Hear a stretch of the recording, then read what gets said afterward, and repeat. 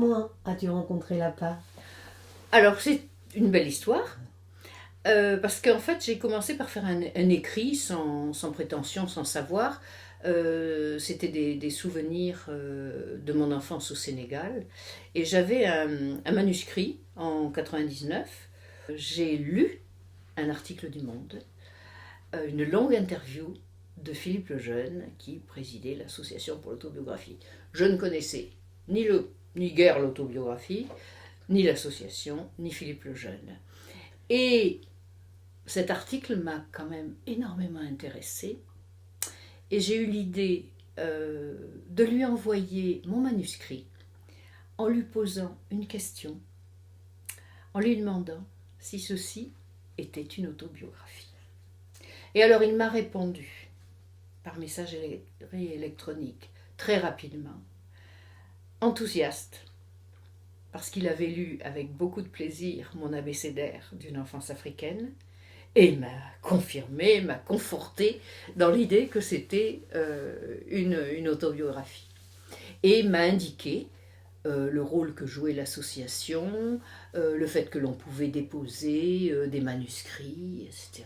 Donc ça m'a ouvert un champ totalement inespéré, et si bien que lorsque je suis rentrée en France, j'ai envoyé à l'APA 2 exemplaires, je pense, du manuscrit. Peu de temps après, j'ai reçu un courrier de Jacqueline Brisson.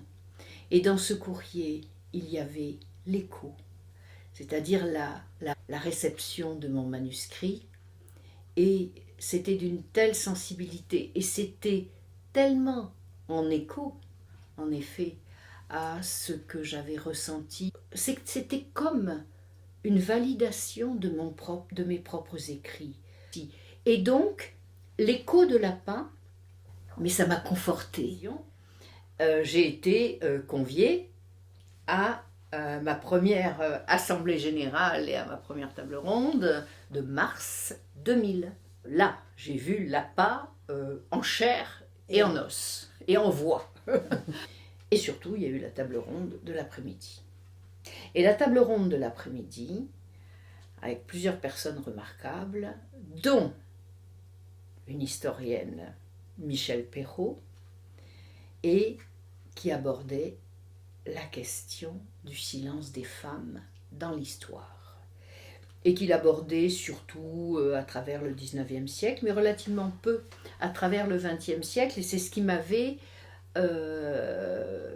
tout à fait intriguée, au point que dans le débat, j'ai pris la parole en évoquant le fait qu'il y avait, tout compte fait, peu d'écrits de femmes sur 68, ou peu d'écrits sur le rôle des femmes en 68. Donc, j'ai dû aborder cette question. Je crois me souvenir que Michel Perrault a réagi en disant il faut y aller, hein, il faut peut-être écrire des choses, et voilà. Et on a senti qu'il y avait un vide, et que ce vide, eh bien peut-être que l'APA pouvait jouer son rôle. Et alors là, ce qui a été extraordinaire, c'est à la sortie de la séance, je me suis retrouvée entourée d'un certain nombre de femmes qui m'ont dit, mais qui avaient l'air en gros de ma génération, et qui m'ont dit, mais c'est très intéressant, mais oui, il faudrait faire quelque chose, un groupe, etc., écrire, voilà. Et nous avons décidé de créer un groupe d'écriture.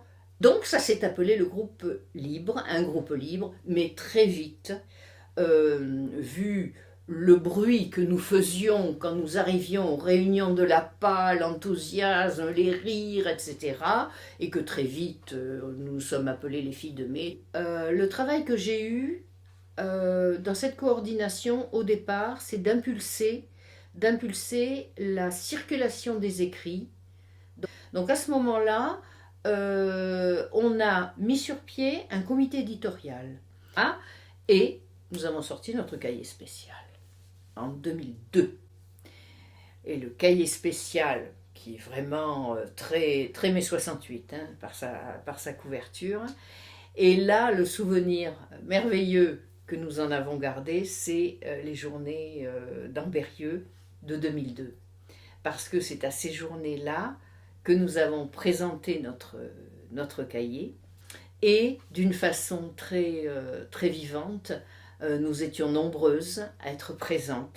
Et donc ça a été un moment merveilleux. Et très vite, eh bien, le cahier a été épuisé. Ce qui fait que nous avons repris le travail, mais alors là, pour un livre. Et puis le temps a passé. Le temps a passé, mais ce livre existait toujours. Les filles de mai existaient toujours et une grande amitié est née, surtout autour de cette aventure commune. Les journées de la Passe sont des moments magnifiques. On est là ensemble plusieurs jours. La PA est là, en chair, en os, en voix. Ben, ça me rappelle un peu mes 68. C'est l'ouverture, ça parle. Lors des conférences, des débats, mais ça parle en prenant les repas. Ça parle à tous les moments et c'est merveilleux. Et on fait des rencontres. Alors, on rencontre soit parce que l'on a assisté à un même atelier, soit parce que on a vu une petite exposition. Ben, moi, je crois que la PA fait partie de ma vie. Pourtant, je ne peux pas dire que j'ai déposé énormément de documents. De temps en temps, j'écris des articles dans la faute à Rousseau. Mais voilà, il me reste une timidité. Une timidité, c'est que je n'anticipe pas par rapport aux thématiques. Pourtant, on nous les annonce, des exemplaires de la faute à Rousseau. Et quand je reçois la faute à Rousseau avec les dossiers, et je lis les contributions, mais je me dis, mais moi aussi j'avais des choses à dire. Donc, j'ai toujours un petit manque. Et en fait, le plus souvent, quand j'écris un article, c'est parce que quelqu'un m'a dit, Monique, tu pourrais écrire un article là-dessus, tu en as parlé. Alors, souvent, c'est parce que j'ai fait une intervention. Voilà.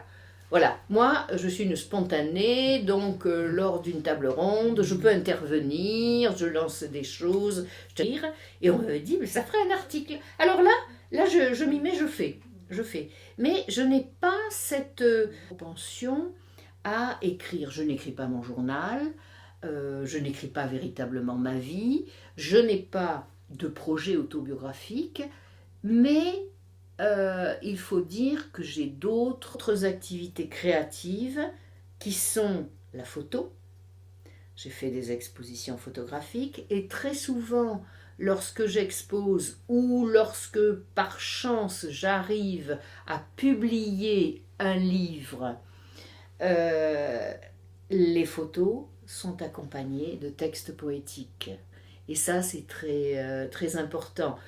Le livre commence par une promenade poétique, il se poursuit par une promenade photographique, et à la fin, il y a un texte en prose qui est un récit autobiographique et qui donne les clés de mon rapport à Ouessant et qui raconte mon histoire avec Ouessant. Et c'est de fait, oui, c'est vraiment, je pense que ça c'est un texte autobiographique. Donc c'est un peu tout ça. Je pense qu'il y a des mouvements entre mon implication dans la PA, mes activités autres et tout ça interfère sans problème. Mais ce que je pourrais dire par rapport à la PA, c'est cette continuité, cet enrichissement permanent, ce bonheur d'être à la PA et avec un phare, puisque je viens de parler de Ouessant et des îles, avec un phare, c'est quand j'hésite, quand j'ai des doutes, quand je veux demander conseil, j'écris à Philippe. Et Philippe répond.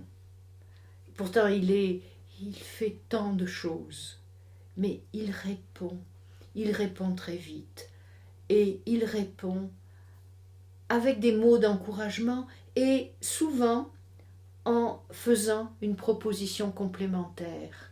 Le livre sur Ouessant, je lui ai envoyé, je lui ai offert et il m'a répondu en me disant mais on va en faire l'annonce parce qu'il y a un lien, tout ça c'est en lien.